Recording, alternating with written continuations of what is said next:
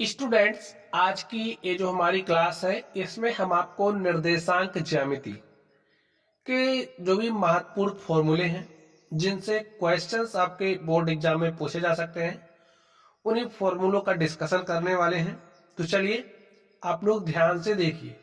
ध्यान से देखोगे तो जो सारे फॉर्मूले आपने पढ़ चुके हैं, आपने पढ़े हैं, वो सारे फॉर्मूले इसी क्लास में आपको रिवाइज हो जाएंगे। चलिए आप लोग ध्यान से देखिए। सबसे पहले हम लोग चतुर्थांश की बात कर लेते हैं। तो चतुर्थांश से हम अपनी जो चर्चा है इसको आगे बढ़ाएंगे। तो आप लोग समझिए, ये हमारा क्या है? चतुर्थांश है। ठीक है, ये हमारा क्या है? चतुर्थांश है। ये हमारा एक्स, एक्स डैश एच होता है। ये हमारा वाई और वाई डैश होता है। इधर जो भी चली गई दूरियां होती हैं वो धनात्मक होते हैं। इधर आप एक्स अक्ष पर चलते हो, एक्स अक्ष की ये पॉजिटिव धनात्मक अक्ष होता है। ठीक है, अब जैसे और इधर क्या होता है? ऋणात्मक होता है। यहाँ पे क्या होता है? धनात्मक होता है, इधर हमारा ऋणात्मक होता है। अब जैसे आपके पास कोई पॉइंट है, समझिए यहाँ का पॉइंट है कोई, और ये जो पॉइंट है इस पॉइंट को क्या कहते हैं? आपसे बहुविकल्पीय प्रश्न में पूछा जा सकता है कि आपका जो मूल बिंदु है, मूल बिंदु का निर्देशांक बताइए। तो अगर आपको पता है तो आप लोग बताइए मूल बिंदु का निर्देशांक क्या होता है। चलिए अब हम आपको बताते हैं। आप लोग ध्यान से देखिए, यहां पर ये जो बिंदु है, यही बिंदु हमारा क्या होता है? मूल बिंदु कहलाता है। क्या होता है? मूल बिंदु होता है।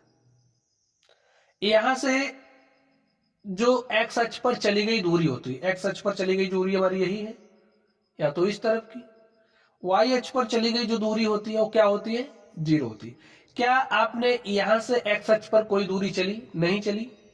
क्या यहां से आपने कोई दूरी वाई अक्ष पर चली? नहीं चली। तो आपने एक्स अक्ष पर कितना दूरी तय किया? जीरो। आपने वाई अक्ष पर कितना दूरी तय किया? जीरो। तो जो हमारा मूल बिंदु है, मूल बिंदु का निर्देशांक क्या होता है? Zero zero. ये आपको दिमाग में बात बैठा लेनी है। मूल बिंदु का निर्देशांक क्या होता है? Zero zero. अब आप समझिए, आपने यहां से चलना ऐसे स्टार्ट किया।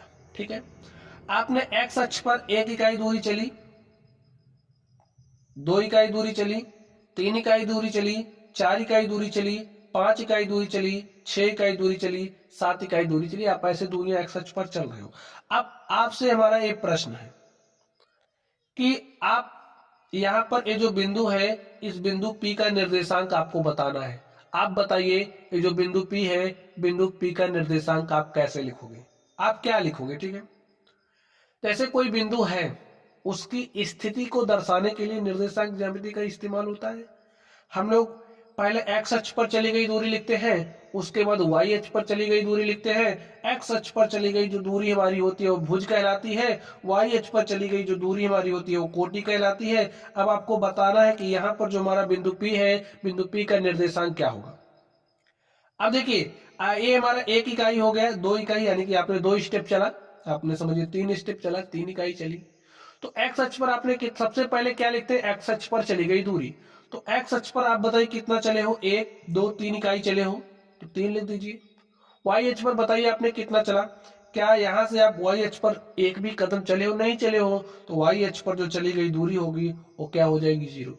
ऐसे आपको निर्देशांक लिखना है। चलिए अब आप समझिए, ये हमारा एक इकाई हो गया, दो हो गया, तीन हो गया, चार हो गया, पांच हो गया, छह हो गया, सात हो गया। ठीक, अब हम आपसे क्वेश्चन पूछ रहे हैं, आप बताइए यहां पर ये जो बिंदु Q है, इस बिंदु Q का निर्देशांक आप बताइए क्या होगा। आपने भाई पूरे 8 महीने पढ़ाई की है, 8-10 महीने, तो आपको इतना ज्ञान तो हो ही गया होगा कि ये जो बिंदु Q है, बिंदु Q का निर्देशांक क्या होगा। आप बताइए क्या होगा। देखिए, अब ये जो बिंदु Q है, इस बिंदु Q का निर्देशांक हम चाह रहे हैं कि आप हमें बताओ। बताइए, देखिए अब कैसे लिखोगे। पहले कैसे क्या लिखते हैं? एक्स अक्ष पर चली गई दूरी। तो बताइए, क्या आप एक्स अक्ष पर कोई भी दूरी चले हो? देखिए, आप अभी वाई अक्ष पर ही हो, वाई अक्ष से इधर उधर नहीं हुए हो, तो यानी कि आपने एक्स अक्ष पर कितना दूरी चला? जीरो। आपने वाई अक्ष पर कितना चला? देखिए, एक, दो, तीन, चार स्टेप आप चले हो, तो बिंदु Q का निर्देशांक क्या हो जाएगा? जीरो, चार। सबसे पहले एक्स पर अक्ष पर चली गई दूरी लिखते हैं, उसके बाद वाई अक्ष पर चली गई दूरी हम लिखते हैं। ठीक, तो बिंदु क्यू का निर्देशांक क्या हो जाएगा 0,4। चलिए अब आप बताइए, चलिए यहां पर हम एक दूसरा बिंदु ले लेते हैं और ये जो बिंदु देखिए हम आपको सिखा रहे हैं, अभी यही आपकी मदद करेंगे कि आप लोग कैसे प्रश्नों को सॉल्व कर पाओगे। ठीक है, यहां से अभी कैसे आपसे मल्टीपल चॉइस जो आपके बहुविकल्पीय प्रश्न है 1 नंबर वाले कैसे पूछे जा सकते हैं, हम उसी की चर्चा करेंगे। तो थोड़ा सा धैर्य बना के रखिए, कॉन्सेप्ट सीख रहे हो तो थोड़ा समय देना पड़ेगा। अब आप लोग ध्यान से देखिए, अगर हम आपसे पूछें यहां पर ये जो बिंदु है आर, इस बिंदु आर का निर्देशांक आपको बताना है। आप बताइए इस बिंदु आर का निर्देशांक क्या होगा। आप कैसे बताओगे, सबसे पहले हम क्या काम करेंगे, एक्स अक्ष पर चली गई दूरी लिखेंगे। तो आप बताइए एक्स अक्ष पर कितना दूरी चल रहे हो, 1 2 3 4 इकाई चल रहे हो, तो यहां पर आपको 4 लिखना है। अब बताइए आप वाई अक्ष पर कितना दूरी चल रहे हो, ध्यान से देखिए, एक स्टेप आपने वाई चला, 2 चला, देखिए 3 चला, 4 चला, 5 चला, 6 चला, तो यहां पर आप कितना चले हो 6। एक्स अक्ष पर आप 4 इकाई चल रहे हो, वाई अक्ष पर आप कितना इकाई चल रहे हो, 2 2 4 2 6 इकाई चल रहे हो, तो इसका निर्देशांक क्या हो जाएगा 4 6। इसी तरीके से आप यहां के लिए भी लिख सकते हो, लेकिन इधर जो आपकी दूरी होगी, जैसे दूरी तो ऋणात्मक होती नहीं, लेकिन ये जो अक्ष है इस पर नेगेटिव संख्या ही आपको लिखनी पड़ेगी, -1 -2 -3 -4 -5 -6 -7। इधर -1 -2 -3 -4 -5 -6 -7 -8 -9 -10। अब अगर समझ लो कोई बिंदु यहां पर है, कोई बिंदु यहां पर है, इस बिंदु की लोकेशन आपको बतानी है, तो आप कैसे बताओगे, और आपको कुछ इस तरीके से बताना है कि अगर किसी दूसरे व्यक्ति को बता रहे हो तो समझ जाए। बताइए क्या बताओगे आप, भाई उसका जो उसकी जो वो जो बिंदु है, बिंदु के पॉइंट, बिंदु का जो पॉइंट है जहां है वही बताओगे, उसकी स्थिति बताओगे। तो देखिए ध्यान से, अब ये जो बिंदु है इस बिंदु को हम नाम दे देते हैं टी। ठीक है, अब ये जो बिंदु टी है, बिंदु टी का निर्देशांक क्या लिखोगे, सबसे पहले आप एक्स अक्ष पर चली गई दूरी लिखोगे। तो आपको देखना पड़ेगा ये जो हमारा बिंदु है कहां, देखिए दूसरे चतुर्थांश में है, और यहां पर 1 2 3 4, तो इसमें जो हमारा एक्स है वो क्या है, माइनस है, तो यहां पर आप पहले -4 लिखोगे, फिर क्या लिखोगे, वाई अक्ष पर आप कितना चलो, देखिए यही बिंदु है, तो 1 2 3 4, तो -4 और 4, तो ये आपका क्या हो गया भाई, इस बिंदु की स्थिति हो गई। अब आप लोग ध्यान से देखिए, यहां से आपका देखिए बहुविकल्पीय प्रश्न कैसे बनेगा। अब आपको बताना है कि ये जो हमारा बिंदु आर है, बिंदु आर की एक्स अक्ष से आपको दूरी बतानी है। क्वेश्चन आपसे पूछा जा सकता है कि ये जो बिंदु आर 4 6 है, इस बिंदु आर की एक्स अक्ष से दूरी बताइए। तो आपको अगर इस तरीके से क्वेश्चन पूछा जा रहा है, कोई बिंदु, जैसे हमारे पास बिंदु एक्स वाई है, ठीक है, एक्स वाई हमने जनरल बिंदु ले लिया है, एक्स के स्थान पर कुछ भी हो सकता है, वाई के स्थान पर कुछ भी हो सकता है। ठीक है, तो बिंदु ए जो एक्स वाई है, बिंदु एक्स वाई की एक्स अक्ष से दूरी बतानी है आपको। ठीक है, एक्स अक्ष से दूरी, अगर आपको कोई बिंदु एक्स वाई दिया गया है जिसकी एक्स अक्ष से दूरी आपको बतानी है, तो एक्स अक्ष से दूरी क्या हो जाएगी, वाई अक्ष का निर्देशांक। ठीक है, वाई अक्ष का निर्देशांक। अब यहां पर ध्यान से देखिए, हमने आपसे पूछा जो बिंदु 4 6 है, एक्स वाई के स्थान पर आपका बिंदु समझिए 4 6 आ गया। ये जो बिंदु 4 6 है, इस बिंदु 4 6 का एक्स अक्ष से दूरी क्या होगा, वाई अक्ष का निर्देशांक। वाई अक्ष क्या है इसमें, देखिए वाई अक्ष का निर्देशांक क्या है, 6 है ना। तो जो बिंदु आपका है 4 6, वो एक्स अक्ष से 6 इकाई दूरी पर है। कितना इकाई दूरी पर है, 6 इकाई दूरी पर। यहां से भी आप देख सकते हैं, ये जो बिंदु आपका 4 6 है, एक्स अक्ष से कितना दूर है, तो आप लोग ध्यान से देखिए, दूरी है ना, तो यहां पर आप ध्यान से देखिए, बिंदु एक्स अक्ष से कितना दूर है, 6 इकाई, इतनी पूरी दूरी 6 इकाई दूर है ना। आप लोग बात समझ गए। अब मेरा एक दूसरा काउंटर क्वेश्चन आप लोग देखिए, हमारा जो बिंदु है, ये जो बिंदु है टी -4 जिसका निर्देशांक है, इसका आपको एक्स अक्ष से दूरी बतानी है। क्या बतानी है? एक्स अक्ष से दूरी। स्टूडेंट देखिए, हम क्वेश्चन भी आपके तैयार करवा रहे हैं, आप लोग भूल जाते होंगे तो एक एक नंबर आपके ऐसे बचेंगे, तो ध्यान से सुनिए। -4 का एक्स अक्ष से दूरी बताइए क्या होगा। एक्स, सीधी सी बात आपको याद रखनी है, एक्स अक्ष से दूरी पूछ रहा तो वाई अक्ष का निर्देशांक लिख दो। वाई अक्ष का निर्देशांक कितना है? 4 है, तो आपका एक्स अक्ष से दूरी भी 4 इकाई ही होगा। ठीक, मात्रक जो भी दिया होगा उस हिसाब से लिख देना। चलिए आगे ध्यान से देखिए। अब अगर आपके पास कोई बिंदु है एक्स वाई, और ये जो बिंदु एक्स वाई है इसका आपसे वाई अक्ष से दूरी पूछ रहा है, बिंदु एक्स वाई का वाई अक्ष से दूरी, तो वाई अक्ष से दूरी क्या होगा? एक्स अक्ष का निर्देशांक। एक्स अक्ष का जो भी निर्देशांक होगा वही आपकी क्या हो जाएगी? वाई अक्ष से दूरी। जैसे अभी हमने बिंदु लिया था 4 6, ये जो बिंदु हमारा 4 6 है, ए वाई अक्ष से कितना दूर है? जितना एक्स का निर्देशांक होगा एक्स अक्ष का उतना ही दूर होगा। तो लिखिए 4 6 का वाई अक्ष से दूरी, वाई अक्ष से दूरी क्या हो जाएगा? एक्स अक्ष का निर्देशांक। एक्स अक्ष का निर्देशांक आपका कितना? देखिए 4 है, तो बिंदु आपका ये जो 4 6 है, बिंदु 4 6, वाई अक्ष आपका ए है, तो वाई से कितना दूर है? ये जो गैपिंग बन रही है इतना ही दूर तो है, और ए कितना है बताइए? 4 इकाई ही तो है, 4 इकाई दूर है, तो ऐसे आपको बताना है। चलिए इतनी बात अब आप लोग समझ गए होंगे। अगर आपसे कोई बिंदु दिया है, आपको एक्स अक्ष से दूरी पूछ रहा है, कोई बिंदु दिया है आपसे वाई अक्ष से कितना दूर दिया है, कितना दूरी पर बिंदु है वो पूछ रहा है, तो आप लोग आराम से बता ले जाओगे। मूल बिंदु का निर्देशांक 0 0 होता है। अब आप लोग ध्यान से समझिए, अब आपको क्या समझना है। देखिए अगर आप समझिए हमारे पास कोई बिंदु ए 3 0 है, कोई दूसरा बिंदु ए हमारा 4 6 है, बिंदु इसको कोई नाम दे दे, नाम दिया गया है, देखिए पी है, आर है, तो ये जो पी आर है, समझ रहे हो ना, इसकी दूरी हम निकालना चाह रहे हैं। पी आर कितना दूर, पी से बिंदु पी से आर कितना दूरी है, हम दूरी निकालना चाह रहे हैं।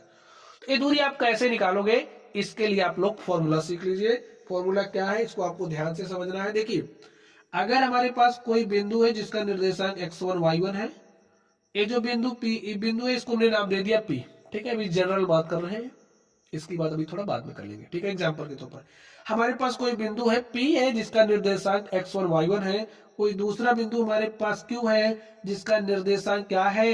x2 y2 है। तो बिंदु P का Q से दूरी आपको बताना है। ऐसे क्वेश्चन आपसे पूछे जाएंगे। तो बिंदु P की Q से दूरी क्या हो जाएगी? इसको हम शॉर्ट में क्या लिख देते हैं? PQ। तो PQ आप कैसे निकालोगे? इसके लिए फॉर्मूला होता है। फॉर्मूला क्या है देखिए, x1 माइनस x2 का whole square plus y1 minus y2 का होल स्क्वायर। ठीक है, ये फॉर्मूला आप इस्तेमाल करोगे। अभी अभी हमने कहा कि ये जो पी आर है, आपको इसके बीच की ये जो दूरी है, ये जो दूरी है, इस दूरी को आपको बताना। आप कैसे बताओगे? इसी फॉर्मूले का इस्तेमाल करके। कैसे? देखिए चलिए, बिंदु पी है हमारा, बिंदु पी का निर्देशांक हमारा 3 0 है, बिंदु आर है, बिंदु आर का निर्देशांक 4 6 है। दूरी बता दो, कैसे बताओगे? देखिए पी आर क्या हो जाएगा? अंडर रूट, देखिए इसको आप x1 मान लो तो ए हमारा क्या हो जाएगा? y1। इसको आप x2 मानो तो ए हमारा क्या हो जाएगा? y2। फॉर्मूले में रखो वैल्यू। x1 क्या है? 3, x2 क्या है? 4। तो 3 माइनस 4 का होल स्क्वायर प्लस y1 कितना है? 0 माइनस y2 कितना है आपका? 6। होल स्क्वायर हो गया, सॉल्व कर लीजिए। देखिए 3 माइनस 4 कितना आएगा? -1, और -1 का होल स्क्वायर प्लस 0 में से 6 घटाओगे तो -6 ही आएगा, -6 लिखिए का स्क्वायर। देखिए -1 का स्क्वायर करोगे तो 1 हो जाएगा, -6 का स्क्वायर करोगे तो -6 गुणे -6 आपके पास +36, और देखिए 1 + 36 कितना हो जाएगा? 37, और मात्रक जो भी मात्रक होगा। ठीक है, यही से दूरी आप लोग निकालोगे। ऐसे क्वेश्चंस आपसे बहुत पूछे जाएंगे, ठीक है। तो अगर आपके पास कोई बिंदु P है जिसका निर्देशांक x1 y1 है, कोई दूसरा बिंदु आपके पास Q है जिसका निर्देशांक x2 y2 है, तो आप बिंदु P और Q के बीच की दूरी को निकालने के लिए इस फॉर्मूले का इस्तेमाल करोगे। चलिए अब आगे हम बात करते हैं, ठीक है।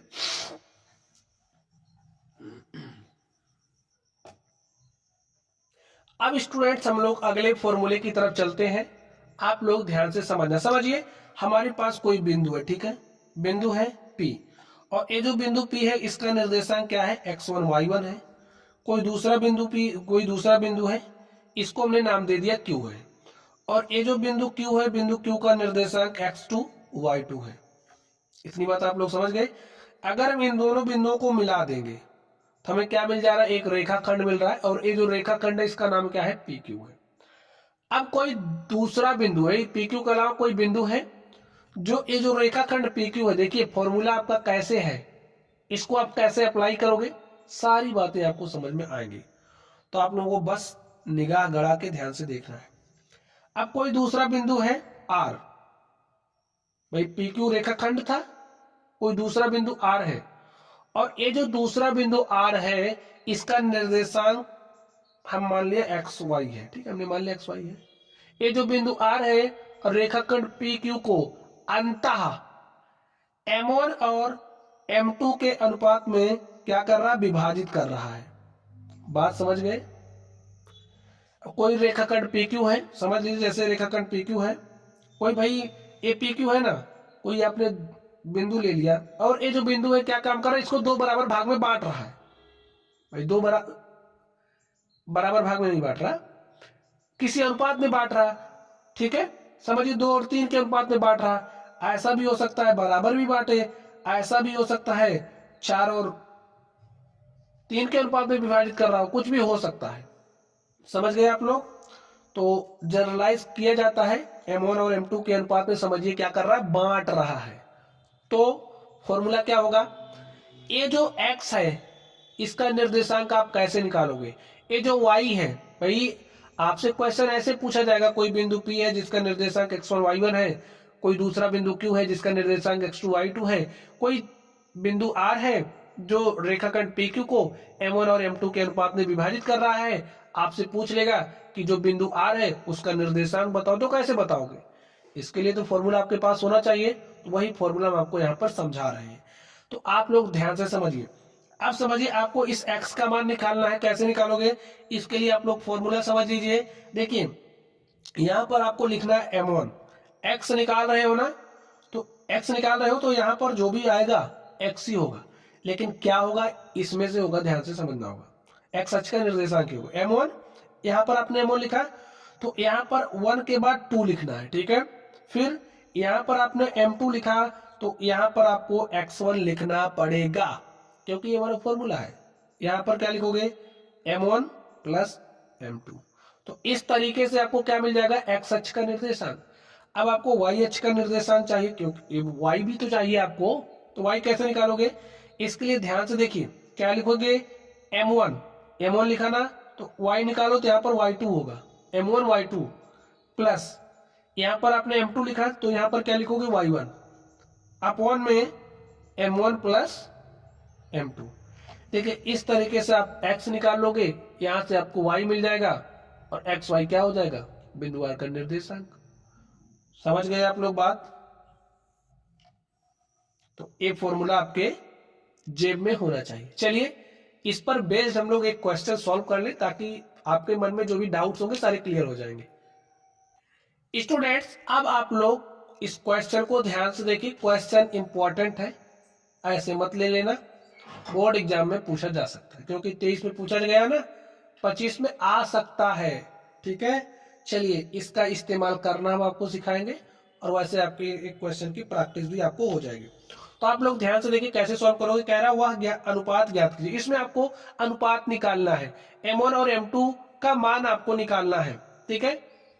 तो ध्यान से देखिए, वह अनुपात ज्ञात कीजिए जिसमें बिंदुओं, हमारे पास बिंदु क्या है, -3 10 है, और दूसरा बिंदु क्या है -310 और 6 -8 क्या है दूसरा बिंदु 6 -8 को मिलाने वाले रेखाखंड मिला दीजिए, मिलाने बिंदुओं को मिलाने वाला रेखाखंड हो गया को बिंदु -16, ये जो बिंदु -16 है कहीं पर आपका है ऐसे, ठीक है। ये जो बिंदु -16 है विभाजित कर रहा है, किस अनुपात में विभाजित कर रहा है आपको वो अनुपात निकालना है, कोई बड़ी बात नहीं, ये फॉर्मूला आप इस्तेमाल करो। देखिए अब आपको x का मान दिया गया है, x का मान आपका क्या है -1 है, y का मान आपका क्या है 6 है, ठीक है। अब a आपका क्या है x1 है, a आपका क्या है y1 है, समझ रहे हो बात। a आपका क्या है x2 है और a आपका क्या होगा y2। बस फॉर्मूला लगा दो, लगाइए formula. x is equal to क्या होता है m1 x2 plus m2 x1 upon में m1 प्लस m2। मान रखिए x का मान क्या है -1, देखिए x का मान क्या है -1, -1 रखिए। m1 आपको निकालना है, x2 देखिए तो x2 हमारा 6 है तो यहां पर आप 6 लिखिए प्लस लिखिए, m2 आपका कितना है निकालना है जी ना m2, और इनटू में x1 आपका -3 है तो यहां पर -3 लिख दीजिए अपॉन में m1 प्लस m2। सॉल्व कर लीजिए इसको। देखिए m1 प्लस m2 यहां भाग के साथ है, यहां आएगा गुणे के साथ, तो जब -1 गुणे में क्या हो जाएगा m1 plus m2 is equal to 6 को m1 से गुणा करोगे तो 6m1, देखिए -3 को m2 से गुणा करोगे तो आपको -3 m2 मिल जाएगा। इतना मिला कि नहीं मिला, मिल गया। -1 से गुणा करो, -1 से m1 को गुणा करेंगे -m1, -1 से m2 को गुणा करेंगे -m2 इज इक्वल टू आपको क्या मिला 6m1 -3m2। देखिए -3m2 है ना इधर, इस तरफ लेकर के आओ क्या मिलेगा +3m2, और +3m2 में से एक m2 घटा दोगे तो आपके पास 2m2, तो इस तरफ क्या आ गया 2m2 is equal to -m1 है ना आपके पास, इस -m1 को इधर भेजिए तो -m1 बराबर के दूसरी साइड जाएगा तो +m1, और 6m1 में आपने एक m1 जोड़ दिया तो 7m1। इतना बात समझ गए। अब m1 और m2 का आपको अनुपात निकालना है, ठीक है। तो ये जो m2 है इसको इधर भेजो, देखिए m1 है, m2 यहाँ पर गुणे के साथ है तो यहाँ आएगा भाग के साथ, साथ यहाँ पर क्या है गुणे के साथ, तो यहाँ आएगा क्या हो जाएगा भाग के साथ। तो देखिए अब अगर आपके पास m1 अपॉन m2 लिखा है ना तो इसका मतलब भाई यही लिखा है m1 अनुपात m2, तो बस लिख दो, तो 2:7 बराबर हो जाएगा m1 अनुपात m2 के। और यहां से आप देख सकते हैं m1 और m2 का जो अनुपात है 2:7 आपके पास आ चुका है। तो ऐसे ही फॉर्मूले का इस्तेमाल करना है। अब आप अगर y के मान को लेकर के लगाओगे ना तब भी यही आएगा, ठीक है। अगर आपसे बिंदु निकालने के लिए कहता तो आप x और y दोनों x और y दोनों निकालना होता, आपको अनुपात निकालना था तो एक ही साइड से आपका काम बन गया। तो ऐसे ही प्रश्नों को सॉल्व करना है, ठीक है। चलिए ऐसे क्वेश्चन स्टूडेंट्स आपको 4 नंबर दिलाएंगे पेपर में, ठीक है। चलिए वो लोग अगले प्रश्न अगले कॉन्सेप्ट की तरफ चलते हैं और देखते हैं हमारा अगला कॉन्सेप्ट क्या है। अब स्टूडेंट्स आप लोग ध्यान से समझिए, हमारे पास क्या है कोई बिंदु है, बिंदु P मान लीजिए, P का निर्देशांक x1 y1 है, कोई दूसरा बिंदु है Q है, ठीक है, और जो बिंदु Q है उसका निर्देशांक x2 y2 है, बिंदु P से Q को मिला दिया। अब कोई एक बिंदु ऐसा है जो क्या काम कर रहा है, इसको PQ को 2 बराबर भाग में बांट रहा है, बात समझिए 2 बराबर भाग में बांट रहा है। तो कहीं बीच में बिंदु होगा, ये जो बिंदु होगा मध्य बिंदु होगा, और ये जो मध्य बिंदु है इसको नाम दे दे R, ठीक है। ये जो मध्य बिंदु R है, इस मध्य बिंदु R का निर्देशांक कैसे निकालोगे, लिखिए मध्य बिंदु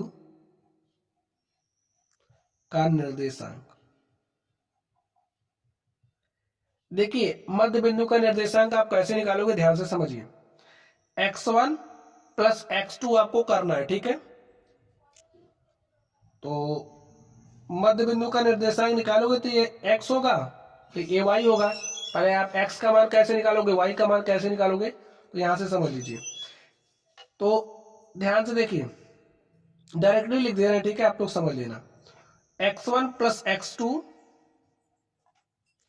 अपॉन में 2, और जो y है y का मान क्या हो जाएगा, y1 प्लस y2 अपॉन में 2। समझ गए? अगर आपको मध्य बिंदु का निर्देशांक निकालना है तो यही फॉर्मूला यूज कर देना, आपको मध्य बिंदु का निर्देशांक मिल जाएगा। समझ गए बात? चलिए आगे चलते हैं हम लोग। और देखिए, ये कोई नया फॉर्मूला नहीं था। अगर कोई बिंदु है, ये भी समझ लो, कोई बिंदु है, अगर दो बराबर भाग में बांटा, इसके मतलब इधर का जो अनुपात है इधर के अनुपात के बराबर है। जो हमारा m1 होता है वो m2 के बराबर होता है। तो जब आप m1 बराबर m2 इसमें रखोगे ना तो वही आपको मिल जाएगा, x1 प्लस x2 अपॉन में 2, y1 प्लस y2 अपॉन में 2। ठीक है, आपसे ऐसा भी पूछा जा सकता है, कोई दो बिंदु है जो रेखाखंड PQ को 3 बराबर भाग में बांट रहे हैं, 4 बराबर भाग में बांट रहे हैं, 2 बराबर भाग में बांट रहे हैं, तो ऐसे प्रश्नों का स्टूडेंट्स जो सॉल्यूशन है, ये जो आपका निर्देशांक ज्यामिति है, इसका वन शॉट हम लेंगे, वीडियो लेक्चर आपको प्रोवाइड करेंगे। उसमें सारे इंपॉर्टेंट जो प्रश्न है सिर्फ और सिर्फ प्रश्नों की चर्चा करेंगे। अभी आप लोग कॉन्सेप्ट तैयार रखिए ताकि फॉर्मूले आपको याद रहे, फॉर्मूलों के लिए आपको थोड़ा सोचना ना पड़े। ठीक है, चलिए एक कॉन्सेप्ट और है, आप समझिए। आपके पास कोई त्रिभुज है, ठीक है, कोई भाई 3 बिंदु है, 3 बिंदुओं को मिलाने से क्या बन जाता है, त्रिभुज। आपका त्रिभुज बन रहा है, इसको चलिए नाम दे देते हैं P, और इस बिंदु को नाम देते हैं Q, इस बिंदु को नाम दे देते हैं R। जो बिंदु P है उसका निर्देशांक x1 y1 है, जो आपका बिंदु Q है उसका निर्देशांक क्या है, x2 y2 है, और जो बिंदु आपका R है उसका निर्देशांक x3 y3 है। तो इस स्थिति में इसका जो केंद्रक होगा, त्रिभुज PQR का जो केंद्रक होगा, आपको पता है केंद्रक किसे कहते हैं, त्रिभुज की जो मध्यिकाएं होती हैं, मध्यिकाओं का प्रतिच्छेदन बिंदु केंद्रक कहलाता है। जैसे अगर हम इस त्रिभुज P की मध्यिका खींचें, ठीक है, अब मध्यिका क्या होती है ये भी आपको पता होना चाहिए। वह भुजा जो सामने वाली भुजा को 2 बराबर भाग में बांट दे, ठीक है, वही त्रिभुज की मध्यिका कहलाती है। देखिए ये जो P है ना, ये जो रेखा आप देख रहे हो, इस QR को 2 बराबर भाग में बांटने वाली जो रेखा है ये मध्यिका कहलाती है। ज्योमेट्री की क्लास तो चल रही नहीं, आपको बढ़िया सा डिटेल में समझाएं, आप लोग ध्यान से समझिए बस। ठीक है, चलिए यहां पर देखिए जो मध्यिका है, मध्यिका का प्रतिच्छेदन बिंदु क्या कहलाएगा, केंद्रक। एक केंद्रक है। अब इस केंद्रक का निर्देशांक आपको चाहिए, तो कैसे निकालोगे, तो इसके लिए भी सिंपल सा फॉर्मूला है, उसी फॉर्मूले को आप याद कर लीजिए। ठीक है, तो क्या होता है, कैसे निकालोगे, x1 plus x2 plus x3 upon में 3, y1 plus y2 plus y3 upon में 3। देखिए जो भी निर्देशांक होगा, x1 x2 x3 का योग निकालना, 3 से भाग दे देना, y1 y2 y3 का योग निकालना, 3 से भाग दे देना, तो आपको इस केंद्रक का निर्देशांक मिल जाएगा। ठीक है, तो स्टूडेंट्स हमने सारे कॉन्सेप्ट को तो डिस्कस कर दिया है, बाकी रहा क्वेश्चन की बात। जो भी महत्वपूर्ण क्वेश्चन है, महत्वपूर्ण क्वेश्चंस को ये जो वीडियो आप देख रहे हो, इस वीडियो के डिस्क्रिप्शन बॉक्स में आपको मिलेगा, तो आप लोग वहां से पढ़ना। ठीक है, सारे इंपॉर्टेंट क्वेश्चंस, एक भी क्वेश्चंस नहीं छोड़ेंगे, सारे इंपॉर्टेंट क्वेश्चन आपको मिलेंगे। चलिए आप लोग तब तक पढ़ते रहिए।